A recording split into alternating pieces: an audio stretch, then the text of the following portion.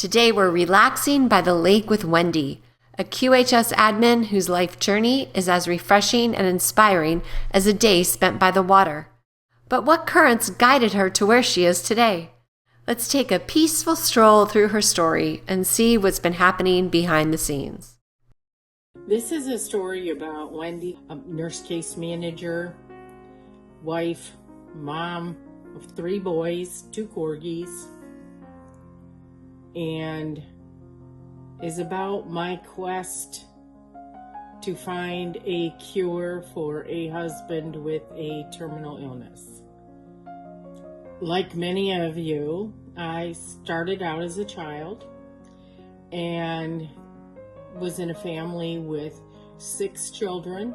Well, my parents were from a background, my mom and dad were English, Dutch, and German. And my mom had 13 pregnancies to have 6 kids. My oldest sister was a half-sister, and she, in those days, you went to the hospital via ambulance, you stayed 7 days, and you went home in an ambulance. Babies were not allowed to be born outside of the OB. So when my mom got to the ER and the baby's head was crowning, they pushed it back in and crossed her legs and tied them. And that resulted in brain injury to my sister. Then I have one sister older than me, in addition to the half-sister, and one sister younger than me. And then 2 boys were born. My older sister and I were very sturdy, I'll put it that way. And the younger sister was a petite, tiny little thing. So most of the chores fell on my sister and myself.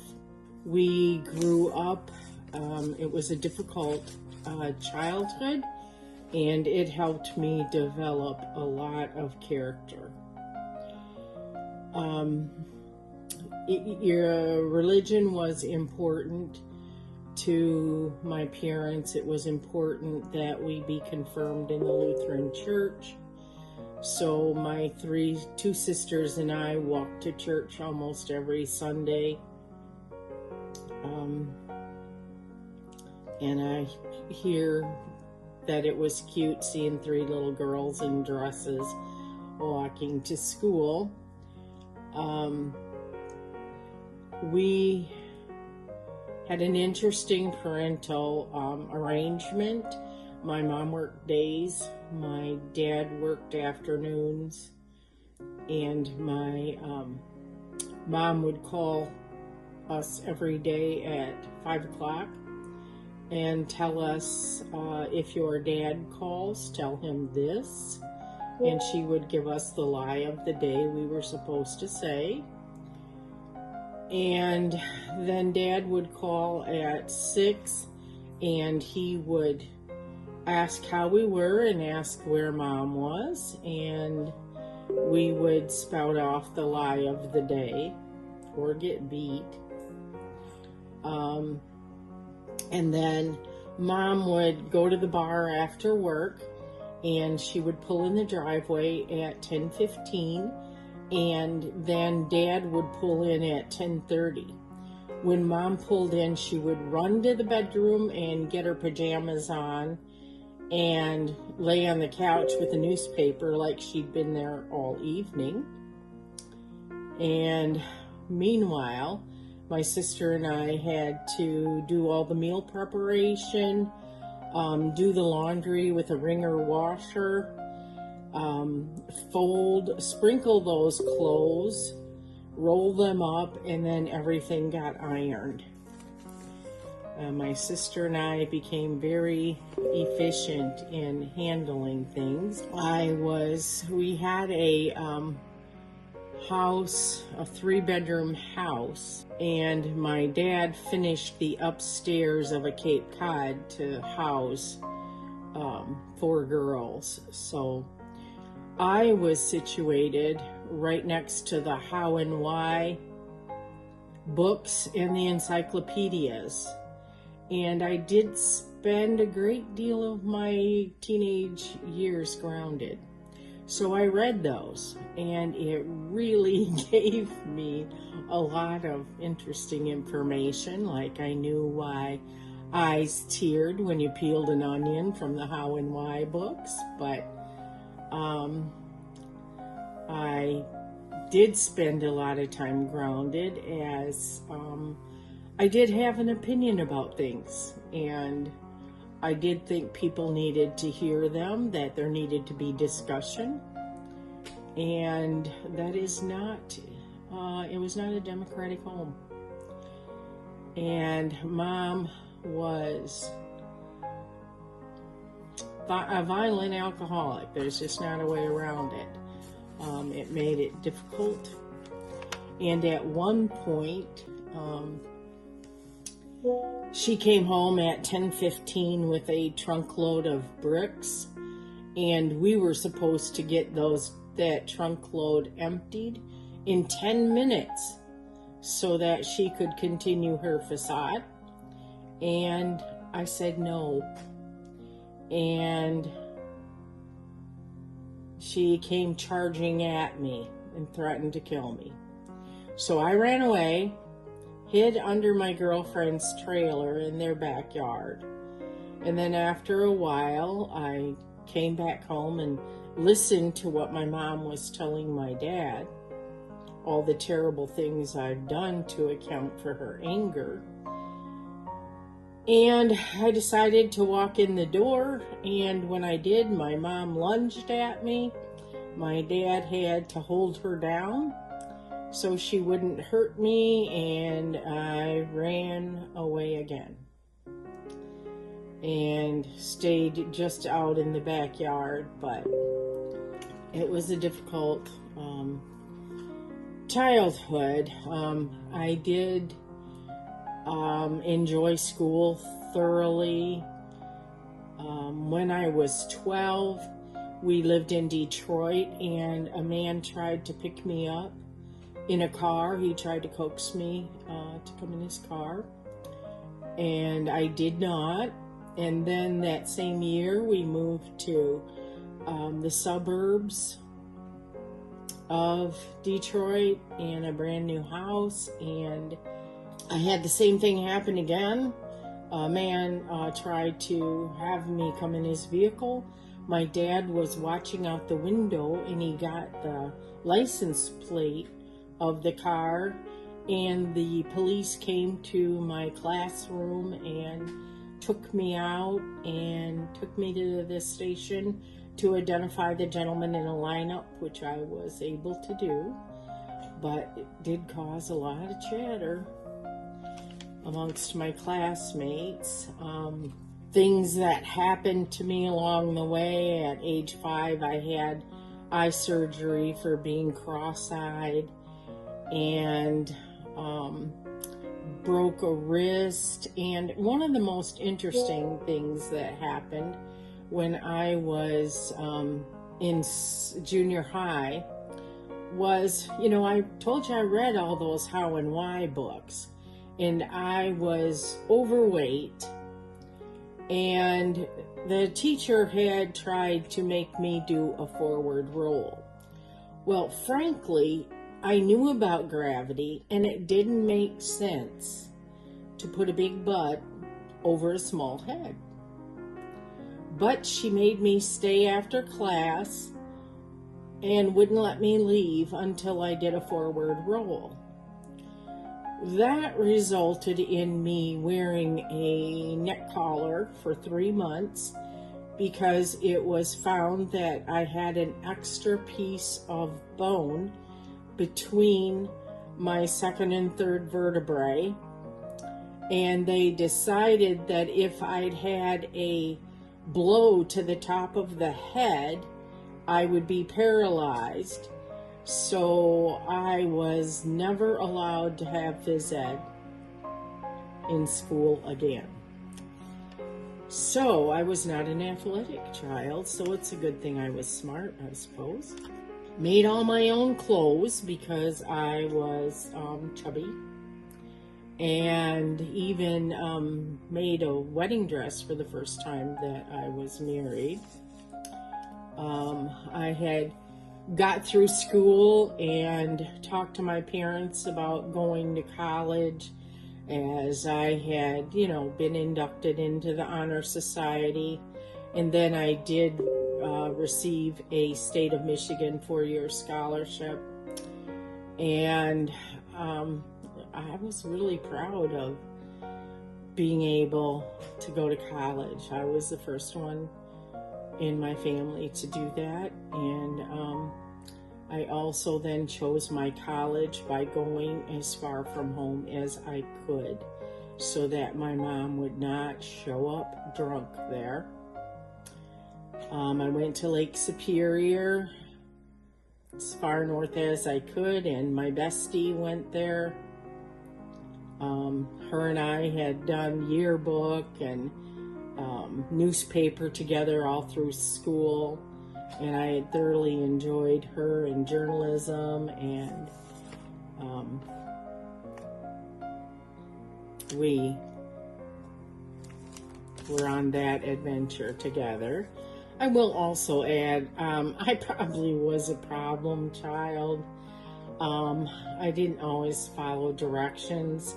Like, we were at Deep Creek Lake, Maryland, and the cottage roof was way below the road, and I was supposed to stay in the car.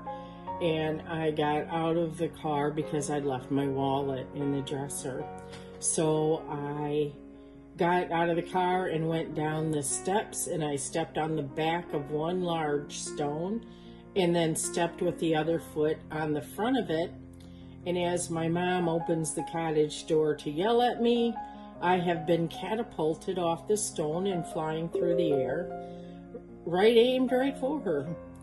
So I ended up with 2 sprained ankles, and we were leaving to drive from Maryland to Michigan. So there I was with ice bags on 2 ankles, and we're already crammed with 6 kids in a car. Things that kind of happened is my mom also had a boyfriend. Well, it was a man that we went to his house, and we were told to not tell my dad about it. He was an engineer. He had cool games. I never saw anything go on between them. I just knew he was another secret. And then one of the things that hung with me was my mom had a driving style that was nobody was going to be in front of her. And that led to her speeding to be in front of people. And I was really pretty certain I was going to die in a motor vehicle accident growing up. And mom was kind of a no-show for a lot of events, like me going into the Honor Society and the awards, scholarship awards, that kind of thing. So I had to get my my self-esteem built myself. I became a very independent child, always kind of a leader, a strong thinker, and knew that I had to be responsible for myself, that nobody was going to do anything for me. I married my college sweetheart when I went to school. I pursued a degree in nursing, married him. That didn't turn out so well, I must say. We were married about 7 years, and his girlfriend and I got pregnant at the same time.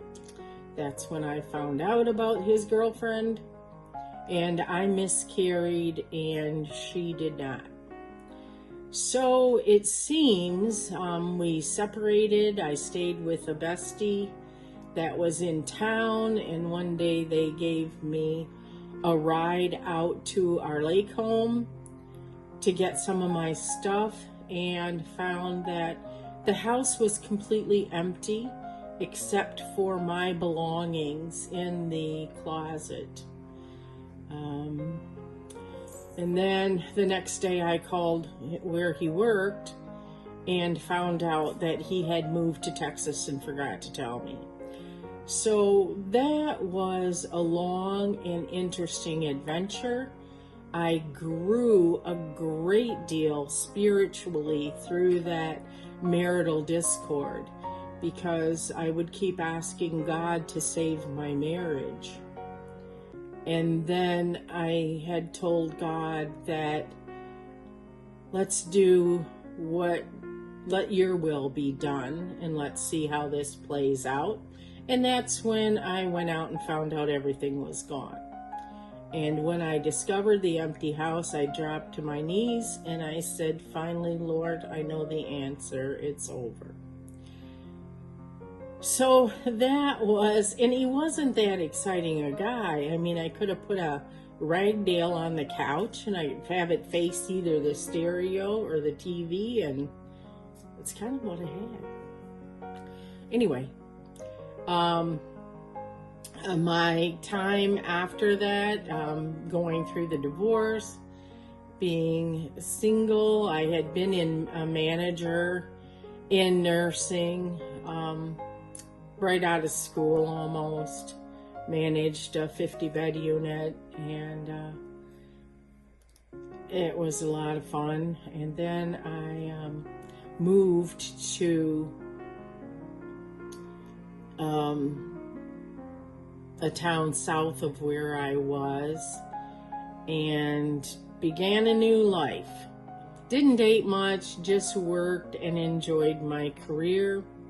Ended up working in a local hospital in Lansing, and had a gentleman walk into the nursing unit, and I was over by my med cart, and I looked up when the door opened and saw this amazing smile.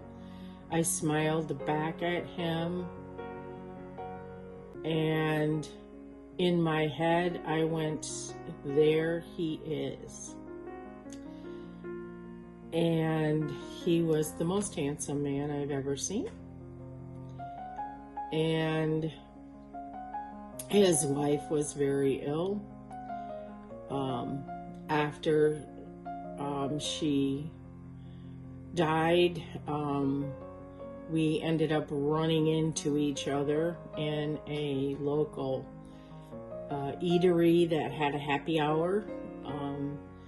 One day he and I had talked because his wife was screaming, having a spinal tap, so I talked to him to distract him.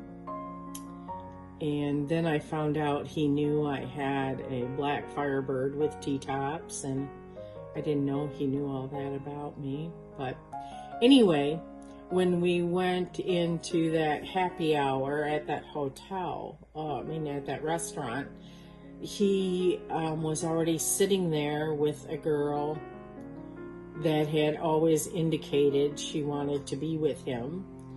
So I thought, oh well. And when I walked forward, he pulled a chair between me and her and asked me to sit down. And that was the beginning of, well, that was 38 years ago. So kind of everything worked out there. He had 3 children at the time that I met him. And to say once we started dating, it was love at first sight. And we believe we are soulmates. And it's been a wonderful ride. He had been cleaning out the garage, and he had a bottle of wasp spray concentrate, and he broke it, and he had swept it up in a dustpan, and as he was sweeping it up, the dustpan contents fell from his right hand onto his left, and there was an open area on that left hand.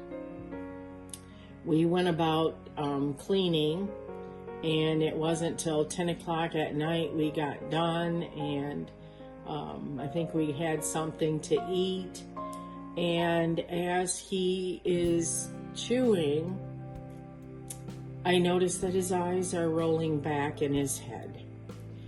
And then he went out, and I had to do a precordial blow and then do CPR and get him back. And the ambulance came, and they thought they were going to leave him there.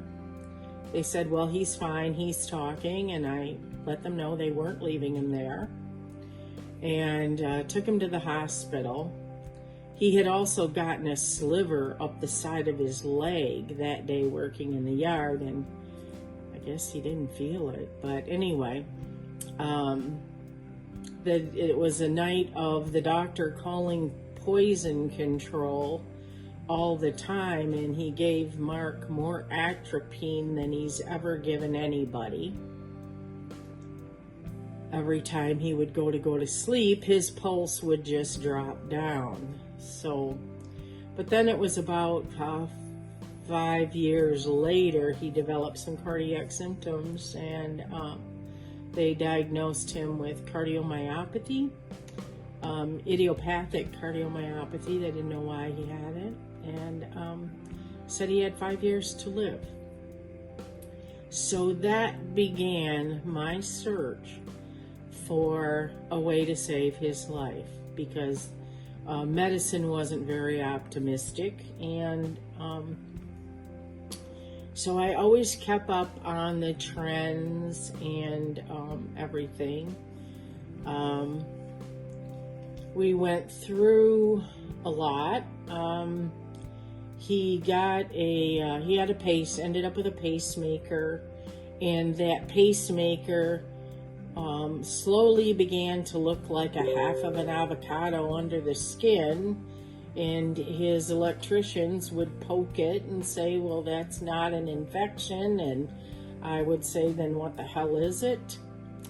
And wasn't getting very good answers. And then he started having rigors, which are not a good sign. He kept getting more ill and more ill, and went into complete heart failure, which means that all your valves are failing in addition to your pump failing. And he was probably about 36 hours from death, and they had me decided his pacemaker needed to come out, and because of my insurance, I had a choice of 2 out-of-town hospitals to go to.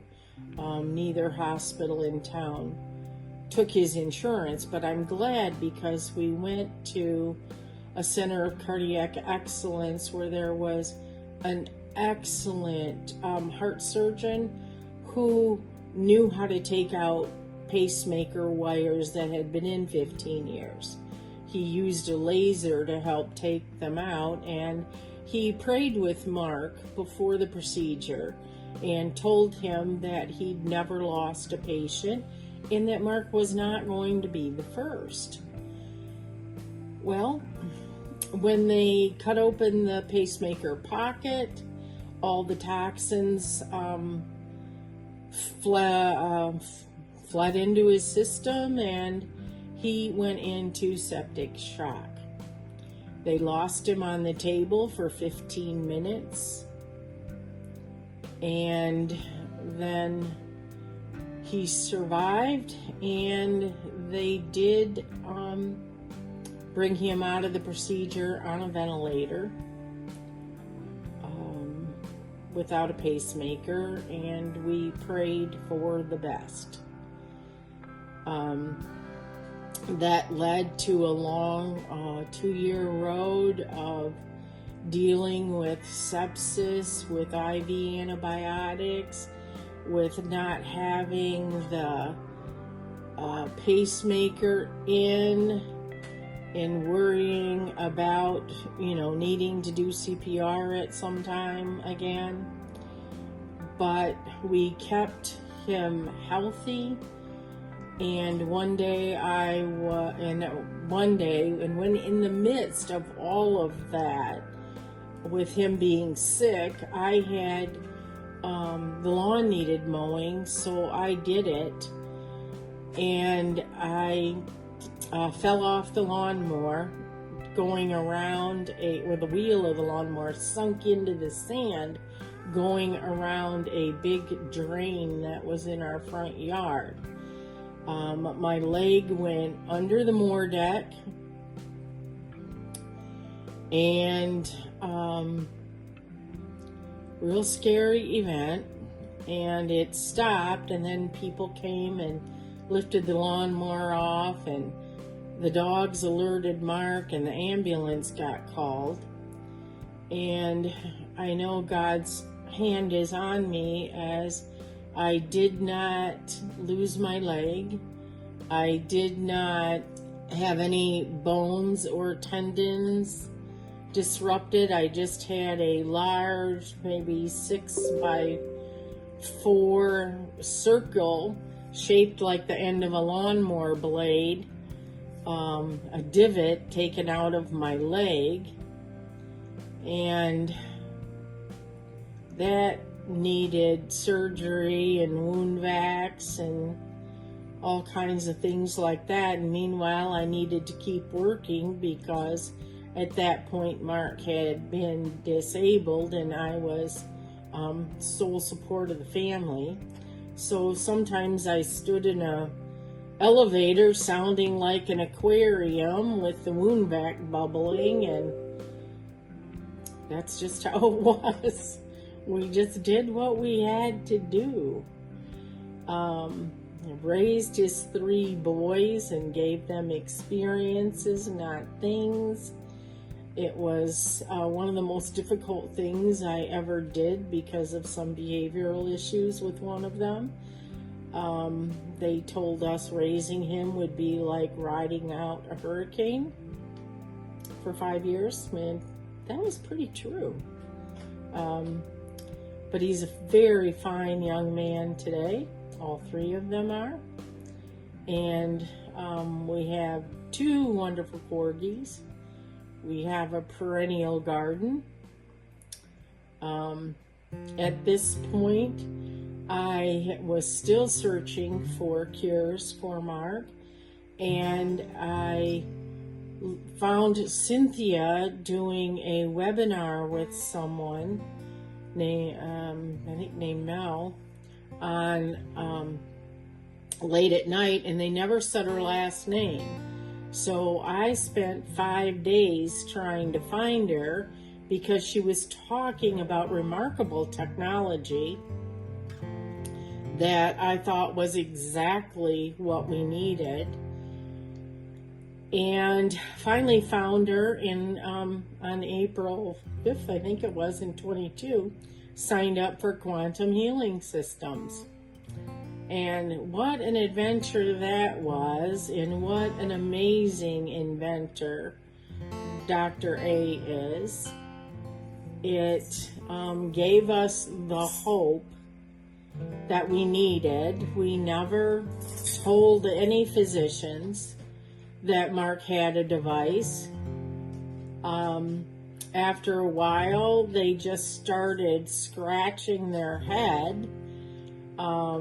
Based on some tests, they put him on the heart transplant list, and he went in the hospital for a week to get testing, and they tested him, and they did his pulmonary function test, and he got 98 on that.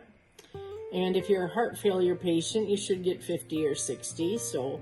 And then they did a treadmill, and he passed that because he'd been walking the dogs several miles a day. And the nursing staff said, "You don't look like a transplant patient. You don't act like one." He got up, he did laps around the nursing station. And the last we know, they told him that they wanted to insert a LVAD, which is a left ventricular assist device, which is a machine that controls the heart. You end up with tubes coming out, going to batteries. And Mark said no. He wouldn't have been able to shower. He wouldn't have been able to do all the things he loves to do. And he just decided it wouldn't be worth it. And we believed in the quantum healing system and its abilities. Since he had a lot of trouble with atrial fibrillation, and he's had, a lot of procedures through the years. We've just been through a great deal, but since getting the white device, his atrial fib has not occurred since that. And we're optimistic that we're going to get to the do-over. And when we do that, for the last 20 years, I have been a nurse case manager and working with people that have been catastrophically injured in automobile accidents or at work. With these catastrophic injuries, people are left with many deficits. And that wasn't okay with me, because it just seems like we should be able to cure these things. There should be cures for spinal cord injuries, for traumatic brain injuries. There was just too much of, we don't know. And I began losing faith, and then COVID happened, and I saw such inappropriate treatment, totally against all the standards. And I won't get into a lot of it, but I just lost faith in the medical system that I had worked my whole life in. And thank goodness we know that there's 6,000 technologies that are coming out, and God will save us all. My goal will be to have recovery centers for the catastrophically injured. And it's a very important and passionate area for me. I had a friend who's in a wheelchair who said, if I can walk again, I will never ever sit down. And it's stuff like that that just keeps you going and keeps the faith. And I'm always been an encourager, someone who helps build hope and faith in others so they can have as much faith as I do. And in addition to the healing centers, I'll have a home on Lake Michigan, so we can kind of enjoy life a bit when we've worked so hard to get to this point. So that will be a wonderful adventure, and me and Mark and our 2 corgis trotting along the beach is a wonderful thing to do. Boy, aren't we all in for a ride with where we're at with quantum healing systems. This is just gonna be such a riot. Such a riot. We're all so blessed. Join us on the Prequel, where every story matters and every voice is heard. Because here at QHS, we're all about healing, learning, and growing together.